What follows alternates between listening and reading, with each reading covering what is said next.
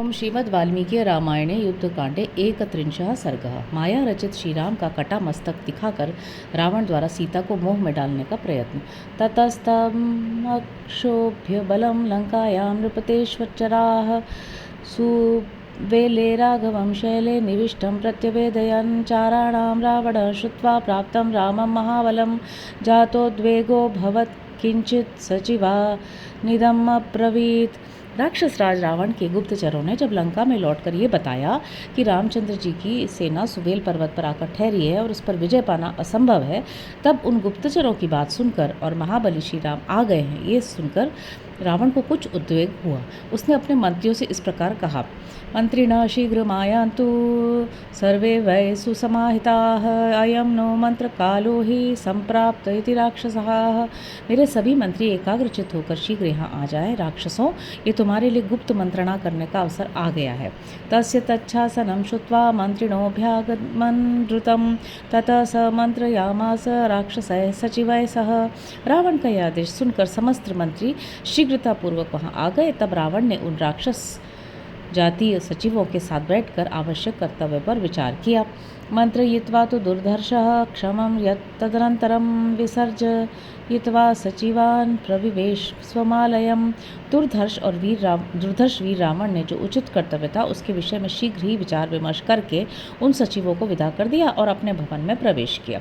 ततो राक्षसमादाय विदुज्जिह्वं महाबलं मायाविनं महामायं प्राविशत् यत्र मैथिली। फिर उसने महाबली मायावी माया विशारद राक्षस विद्युज्जिह्व को लेकर उस प्रमद वन में प्रवेश किया जहाँ मिथिलेश कुमारी सीता विद्यमान थी। विद्युज्जिह्वं यच मायाज्ञं ब्रवीद राक्षसाधिपः मोहयिष्यावहे सीतां मायया जनकात्मजाम्। उस समय राक्षस राज रावण ने माया जानने वाली विद्युज्जिह्वा से कहा, हम दोनों माया द्वारा जनक नंदिनी सीता को मोहित करेंगे। शिरो में मायामयं गृह्य राघवस्य निशाचर मां त्वं समुपतिष्ठस्व महच्च सशरं धनुः। निशाचर, तुम श्री रामचंद्र जी का माया निर्मित मस्तक लेकर एक महान धनुष बाण के साथ मेरे पास आओ। एवं मुक्तस्तथेत्याह विदुज्जिह्वो निशाचरः दर्शयामास तां मायां सुप्रयुक्तां स रावणे। रावण की आज्ञा पाकर निशाचर विद्युज्जिह्व ने कहा, बहुत अच्छा। फिर उसने रावण को बड़ी कुशलता से प्रकट की हुई अपनी माया दिखाई। तस्य तुष्टो भवत् राजा प्रददौ च विभूषणम् अशोकवनिकायां च सीता दर्शनलालसः नैऋतानामधिपतिः संविवेश महाबलः। इससे राजा रावण उस पर बहुत प्रसन्न हुआ और उसे अपने आभूषण उतार कर दे दिया। फिर वह महाबली राक्षसराज सीता जी को देखने के लिए अशोक वाटिका में गया। ततो दीनाम दैन्याः तदर्श धनदानुजः अधोमुखीं शोकपराम् उपविष्टां महीतले भर्तारं समनुध्यान्तीम् अशोकवनिकां गताम्। कुबेर के छोटे भाई रावण ने वहाँ सीता को दीन दशा में पड़ी देखा, जो उस दीनता के योग्य नहीं थी। वे अशोक वाटिका में रहकर भी शोकमग्न थी और सिर नीचा किए पृथ्वी पर बैठकर अपने पति देव का चिंतन कर रही थी। उपास्यमानां घोराभि राक्षसीभिर्दूरतः उपसृत्य ततः सीतां प्रहर्षं नाम कीर्तयन्निदं च वचनं दृष्टम् उवाच जनकात्मजाम्। उनके आसपास बहुत सी भयंकर राक्षसियाँ बैठी थीं। रावण ने बड़े हर्ष के साथ अपना नाम बताते हुए जनक किशोरी सीता के पास जाकर धृष्टतापूर्ण वचन में कहा, सांत्वयमाना मया भद्रे यमाश्रित्य विमन्यसे खरहंतास ते भर्ता राघव समरे हतः। भद्रे, मेरे बार बार सांत्वना देने और प्रार्थना करने पर भी तुम जिनका आश्रय लेकर मेरी बात नहीं मानती थी, खर का वध करने वाले वे तुम्हारे पतिदेव श्री राम समर भूमि में मारे गए। छिन्नं ते सर्वथा मूलम दर्पश्च निहतो मया व्यसनेनात्मनः सीते मम भार्या भविष्यसि विसृजयितां मतिं मूढ़े किं मृतेन करिष्यसि। तुम्हारी जो जड़ थी सर्वथा कट गई, तुम्हारे दर्प को मैंने चूर्ण कर दिया।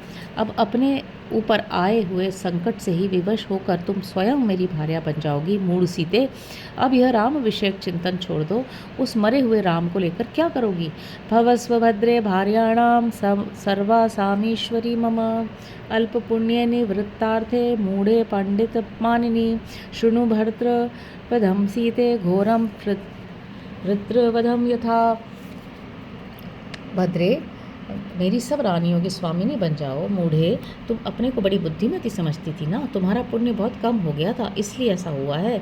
अब राम के मारे जाने से तुम्हारा जो उनकी प्राप्ति रूप प्रयोजन था वह समाप्त हो गया। सीते, यदि सुनना चाहो तो वृत्रासुर के वध की भयंकर घटना के समान अपने पति के मारे जाने का घोर समाचार सुन लो।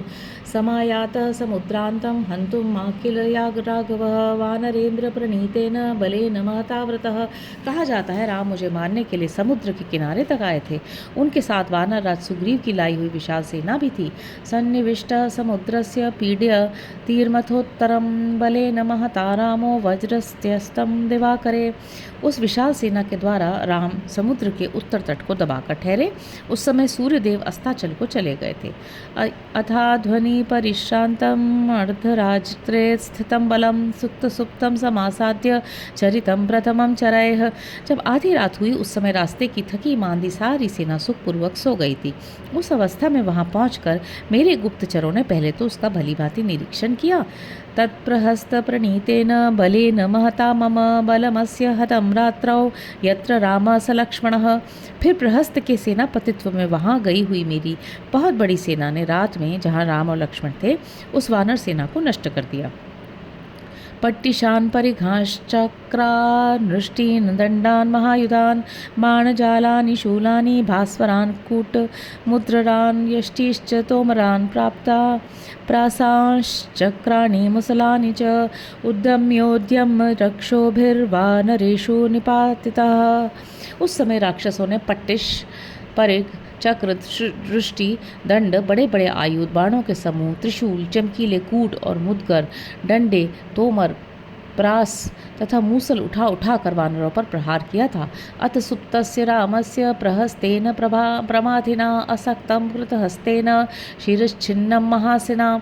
तदनंतर शत्रुओं को मत डालने वाले प्रहस्त ने, जिसके हाथ खूब सधे हुए हैं, बहुत बड़ी तलवार हाथ में लेकर उससे बिना किसी रुकावट से राम का मस्तक काट डाला। विभीषण समुत्पत्य निगृहीतो यदृच्छया दिशा प्रव्राजित सैन्यैर्लक्ष्मण प्लवगैः सह। फिर अकस्मात उछलकर उसने विभीषण को पकड़ लिया और वानर सैनिकों सहित लक्ष्मण को विभिन्न दिशाओं में भाग जाने को विवश कर दिया। सुग्रीवो ग्रीवया सीते भग्नया प्लवगाधिपः निरस्त हनुकः सीते हनुमान राक्षसैर्हतः। सीते, वानराज सुग्रीव की ग्रीवा काट दी गई। हनुमान की हनु ठोड़ी नष्ट करके उसे राक्षसों ने मार डाला। जाम्वानथ जानुभ्याम उत्पतन निहतो युधि पट्टिशैर्बहुभिश्छिन्नो निकृतः पादपो यथा। जामवान ऊपर को उछल रहे थे। उसी समय युद्ध स्थल में राक्षसों ने बहुत से पट्टिशों द्वारा उनके दोनों घुटनों पर प्रहार किया। वे छिन्न भिन्न होकर कटे हुए पेड़ की भांति धराशायी हो गए।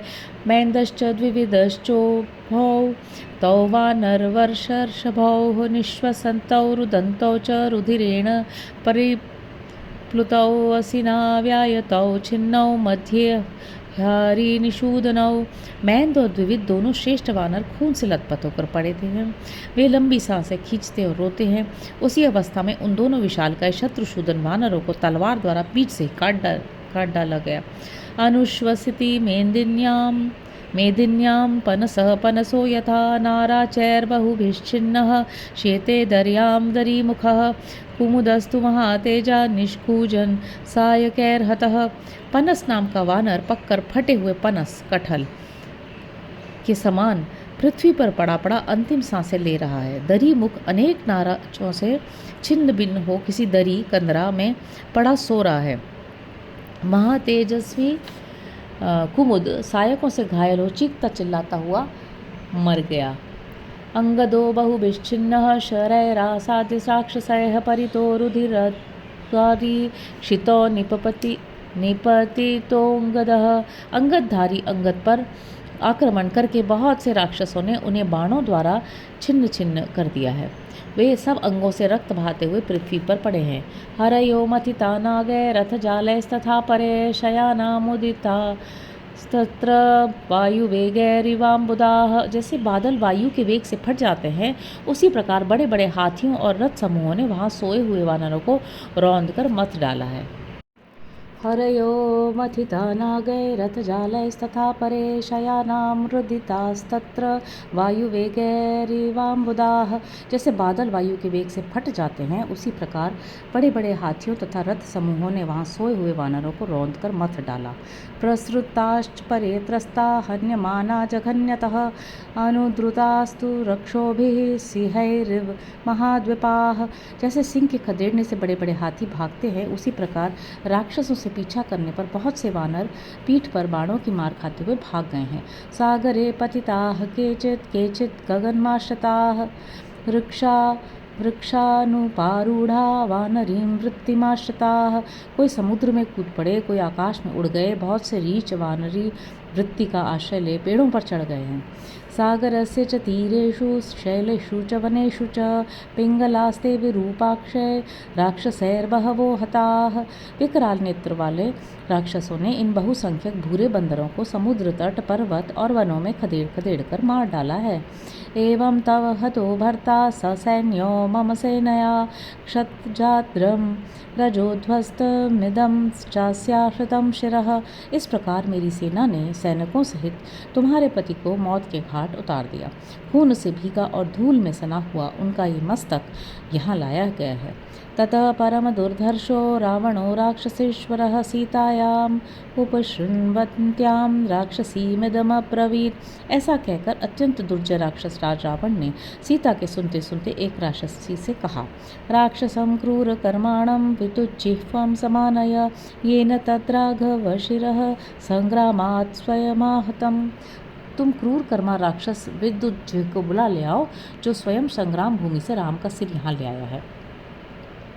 विदुज्जिह्वस्तदागृह्य शिरस्तत्सर शरासनं प्रणामं शिरसा कृत्वा रावणस्याग्रतः स्थितः तमब्रवीत्। ततो राजा रावणो राक्षसं स्थितं विद्युज्जिह्वं महाजिह्वं समीप परिवर्तनम्। तब विद्युज्जिह्व धनुष सहित उस मस्तक को लेकर आया और सिर झुकाकर रावण को प्रणाम करके उसके सामने खड़ा हो गया। उस समय अपने पास खड़े हुए विशाल जिह्वा वाले राक्षस विद्युज्जिह्व से राजा रावण यो बोला, अग्रतः कुरु सीतायाः शीघ्रं दाशरथे शिरः अवस्थां पश्चिमां कर्तुः कृपणा साधु पश्यतु। तुम दशरथ कुमार राम का मस्तक शीघ्र ही सीता के आगे रख दो, जिससे बेचारी अपने पति की अंतिम अवस्था का अच्छी तरह दर्शन कर ले। एवं मुक्तं तु तत्रक्षः शिरस्तत् प्रियदर्शनम् उपनिक्षिप्य सीतायाः क्षिप्रमन्तर्धीयत। रावण के ऐसा कहने पर वह राक्षस उस सुंदर मस्तक को सीता के निकट रखकर तत्काल अदृश्य हो गया। रावणाश्चापि चिक्षेप भास्वरं कार्मुकं महत् त्रिषु लोकेषु विख्यातं रामस्येतदिति ब्रुवन्। रावण ने उस विशाल चमकीले धनुष को यह कहकर सीता के सामने डाल दिया कि यही राम का त्रिभुवन विख्यात धनुष है। इदं तत्तव रामस्य कार्मुकं ज्यासमावृतम् इह प्रहस्ते नानीतं त्वं हत्वा निशिमानुषम्। फिर बोला, सीते, यही तुम्हारे राम का प्रत्यंचा सहित धनुष है। रात के समय उस मनुष्य को मारकर प्रहस्त इस धनुष को यहाँ ले आया है। स विद्युज्जिह्वेन सहैव तच्छिरो धनुश्च भूमौ विनिकीर्यमाणः विदेहराजस्य सुतां यशस्विनीं ततो ब्रवीतां भवमेव शानुगा। जब विद्युज्जिह्व ने मस्तक वहाँ रखा, उसके साथ ही रावण ने वह धनुष पृथ्वी पर डाल दिया। तत्पश्चात वह विदेह राजकुमारी यशस्विनी सीता से बोला, अब तुम मेरे वश में हो जाओ। इतिहासे श्रीमद् रामायणे वाल्मीकि आदि काव्ये युद्धकांडे 31 सर्ग। इस प्रकार श्री वाल्मीकि निर्मित आर्ष रामायण आदि काव्य के युद्धकांड में 31वां सर्ग पूरा हुआ। हरि ओम।